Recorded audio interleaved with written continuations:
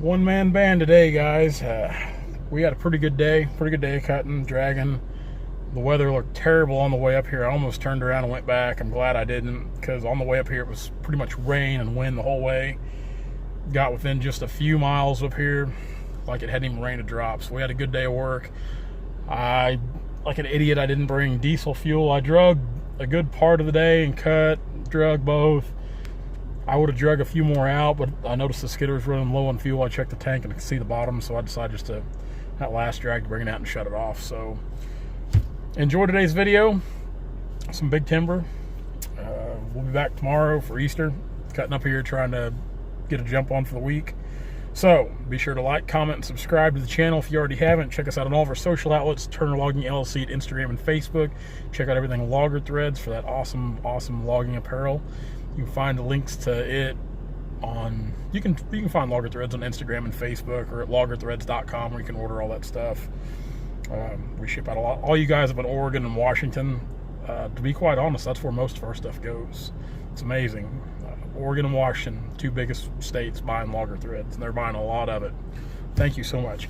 Timber Tracker, check out everything Timber Tracker. You can download the free app, timbertracker.net. You can find links to it there, and you can find Timber Tracker on Instagram and Facebook as well at Timber Tracker. Enjoy today's videos, guys. We'll see you tomorrow. Maybe a wet day at work. Kind of looks like we're driving into it. The sun was kind of wanting to shine down at home, but the further north we get, the more these rain clouds look like they're developing, which this is no surprise. This is no surprise. They were calling for rain today. Snow tomorrow. The weather's supposed to drastically change between now and tomorrow. The high tomorrow is only supposed to be 36, 37. It's 53 right now. Crazy Missouri spring weather. So hopefully we can get some more walnut cutting out today. Hopefully the mud won't play too big of a factor. Landowner didn't seem to be too distraught about the ruts. He was very understandable, and he was just surprised at the progress we made, which, I mean, it was a good day, but at the same time, we'd have had a lot more done if we weren't fighting the mud the whole time too. So, or if we hadn't bailed out early, because me and Brandon, we kind of bailed off work a little early, and we were going to run down to Springfield, and that didn't happen. So then I felt like an idiot for leaving work early. So you're always kind of damned if you do and damned if you don't, I guess. Well, let's go up here and see if we can lay a few on the ground. Well, miraculously enough, we hit a bunch of rain and wind by the time we got to Clinton, and it was looking bad. I just about turned around. I almost didn't even come to work. Then about the time I got to Garden City, Missouri, like it hadn't rained at all. And the sun's trying to shine here. It's actually pretty nice. It's in the mid-50s. We're getting some sticks laid down. Got these couple laid down. This one here hung up, which I'm not too upset about that. That's the one with that squirrel hole in it. It cut off good, but the stump, look at the sap on that guy. That is like almost a perfect sap line. That's got good sap on it. It's pretty thin sap for Missouri. That's a good log there. Good log. That there's not bad. The wind, it's gusting. And like this tree here I cut, it was leaning pretty hard back to the west there. And that's the way the wind's coming out of. And hopefully we can kind of get down in here in the timber a little further to where the wind won't be such a factor. I mean, it's going to play a factor anyway in these tall trees, but hopefully maybe it'll die down or shift out of the north or something. But I don't know if that I'll drag it in today. I might just lay a bunch down, maybe give it an extra day to kind of dry out. But if this wind blows me a little sunshine, it'll dry pretty good in a lot of places. So that's kind of my thinking behind that. And tomorrow I can bring the skid steer up here and just run full tilt and drag everything I cut today and then some more. So sometimes I have good ideas. Sometimes I just think they're good ideas. So, so we're barking. These trees here, we're trying to bark every one of them down here in this bottom. That way I can stay sharper a little longer. So let's This is where we left off yesterday. So let's make our way on around this bowl and see if we can't find something else to slay and murder. So this is quite the cocktail here. And it seems like here lately we've been seeing a lot of trees like this. We've got a pretty good bur oak here we're going to cut. Then growing out the back side of this bur oak is a little walnut. I would say the reason this walnut really isn't amounting to much is because of this bur oak. So we're going to give him a sporting chance to live and do things. We're gonna take care of this big guy. And man, these bur oak up here, these are just spectacular bur oak. You can see up there at the top, that bark is getting a little more coarse and thick, like the typical bur oak we cut. Look how tight bark this bur oak up here is. This is good tight bark stuff. These are good logs.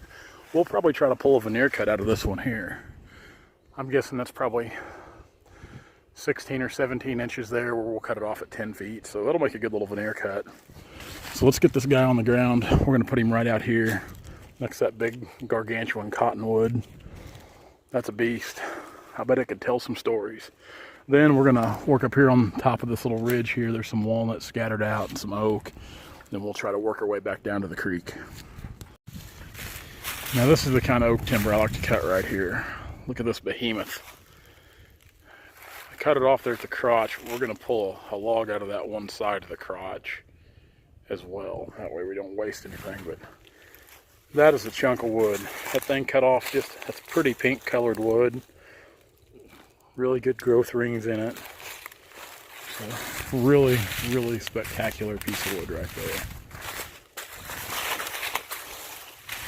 That's pretty. That's real pretty. There's a lot of footage in that log there. Look at that behemoth there. I doubt I even cut that. I think there's wire in it, if I remember correctly. About 4 or 5 foot up in it, there's wire from an old fence. That's another really good bur oak right there. Come down, pull a good veneer cut out of it here. And you can see this one's a little rougher barked on the texture. But you can see just like all of a sudden it really gets into this coarse bark that bur oak's known for.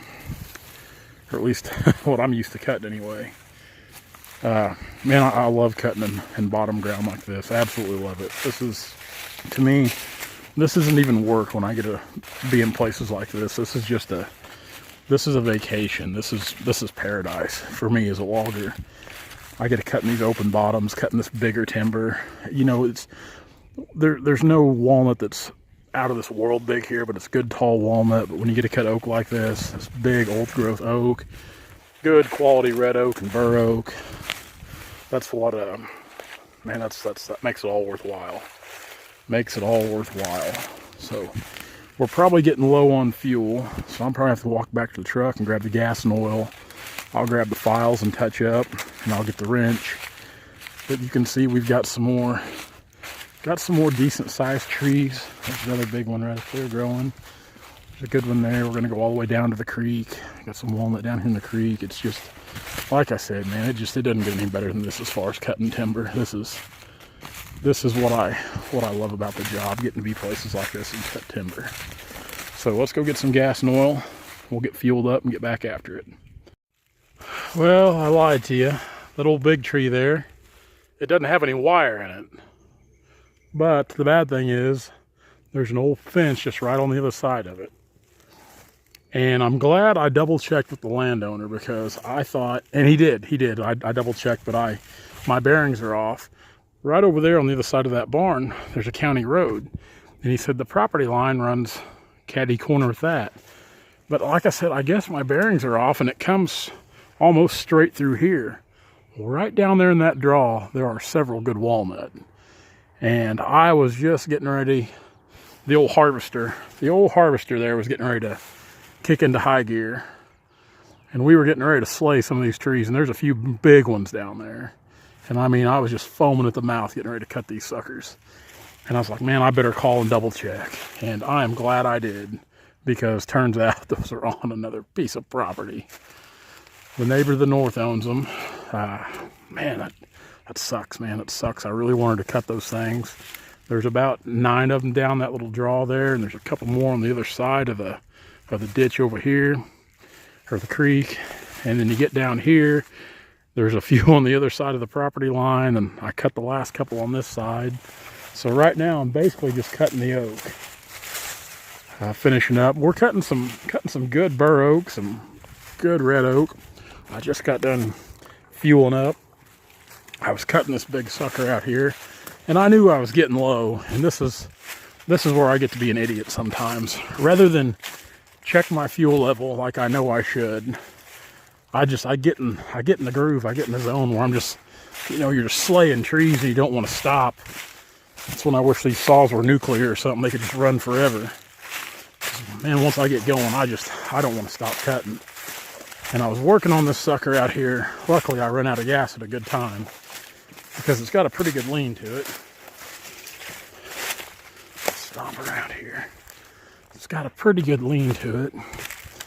And there's enough holding I could go fuel up and not have any issues. That's a pretty good tree there. Good bur oak. So we just kind of been working out in here. That big guy, we're going to bring him down. We're probably going to have to get these logs out of here before we bring him down. And he's going to be hard to get out because this ground's soft. That is a monstrous tree. I mean, that is a brute. When that comes down, it's going to make one heck of a ruckus. But there's going to be some good footage in there. Some good footage, good high-grade red oak lumber. And that's one of these cross oaks. And just when I think like, man, those got too much water oak characteristics, I go to cut them and they cut and they're just as pretty as can be. I've got some laid down up there. You see, I'm trying to keep my direction out here with the fall. But I've got some out here that I almost didn't cut them because they look so much like a water oak, just a pallet log. But you cut them, they're just as pretty as can be. They cut off pink, just good colored wood. And I think that guy there will be the same way. I really do. I really do. So let's work on this, get this bur oak finished up here. Then we'll try to get these out. And I'd like to get this one cut today. I'm going to try to drag a bunch of these logs out I've cut today because I've got logs laying everywhere. And I've drug a few, but we need to kind of get some logs out to the deck. So let's finish this guy up. And we'll drag a few logs after that. Now I cut these few here a little bit ago. This one hung up, but this one fell. And rather than to try to snake down the bowl right there, about the only place I could get in be over there, and there's not a lot of room between there and the creek, I just decided to winch these on up over the hill right here. It's solid ground right there when about everything else, especially get down to the timbers, pretty soft. So we'll get this one winched up, then we'll come back and winch this one up, and we'll take them out to the deck because about 2 at a time is all I'm taking. Climb up this, climb up this booger.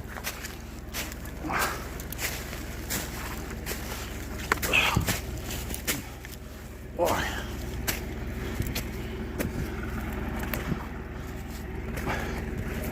This is why it's crucial to have a winch on a skidder,